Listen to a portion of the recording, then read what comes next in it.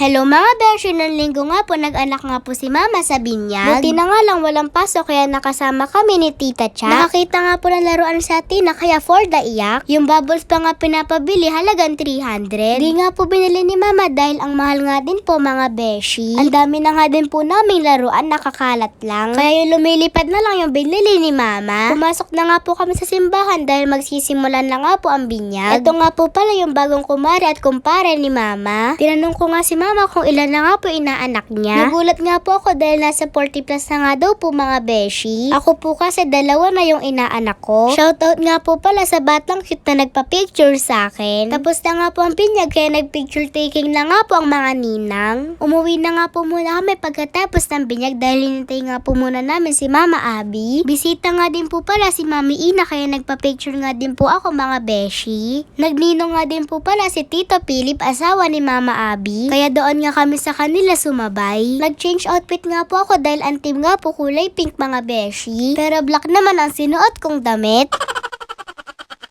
Tara, kain po tayo mga beshi. Thank you po Lord sa masarap na pagkain. Pagkatapos nga po namin kumain, sumali nga po kami ni Tita Cha sa pag-games. Nasa punto na nga po ako ng buhay ko, nakilala na nga po ako ng clown. Paano naman po kasi suking-suki na nga po ako sa birthday yan mga beshi. Ito nga din po pala yung clown na nag 7th birthday yung pinsan ko. Dito nga po kaming apat na nga po yung nanalo. Si mama naman ngayon naglaro, pumili nga po yung clown ng 10 babae. Nagtatago na nga po siya pero wala nga po siyang magawa na nilapitan na siya.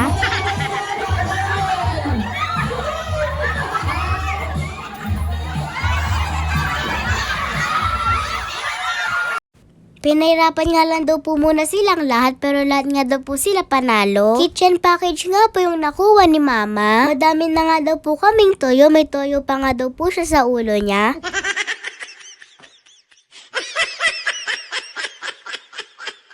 Tapos idagdag pa nga po yung toyo ko mga beshi. Pagkatapos nga po mag-magic ng clown, kinantahan na nga po si Liam ng birthday song. Double celebration nga po ito, binyag at birthday ng kuya. Happy!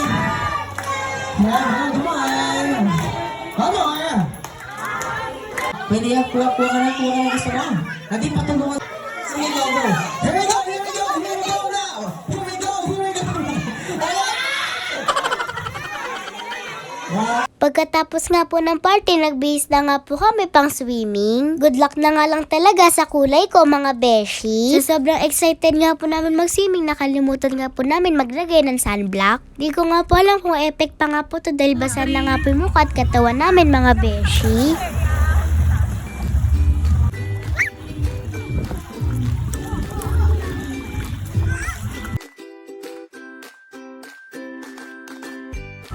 Hoy, ano ginagawa niyo dyan? Picnic nga ni.